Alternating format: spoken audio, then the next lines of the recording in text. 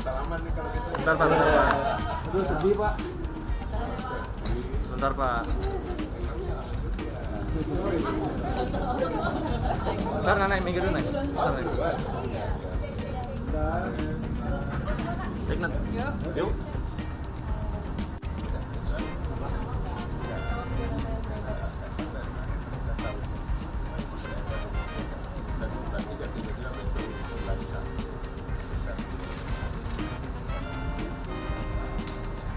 Saya baru saja ketemu dengan Pak Mensesnek. Saya mengantarkan surat permohonan pengunduran diri saya dari posisi sebagai Menteri Pemuda dan Olahraga.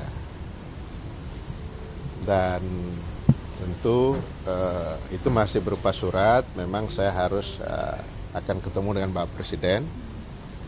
Cuma karena sekarang beliau sedang tidak ada, maka kemungkinan saya dijadwalkan hari Senin akan ketemu dengan Bapak Presiden. Itu. Jadi teman-teman kan menanyakan kapan ngantar suratnya.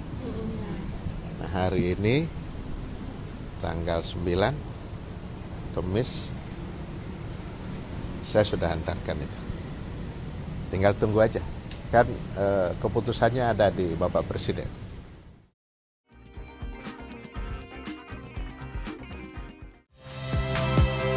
Saya Nitya Anissa, saksikan program-program Kompas TV melalui siaran digital, pay TV, dan media streaming lainnya. Kompas TV, independen, terpercaya.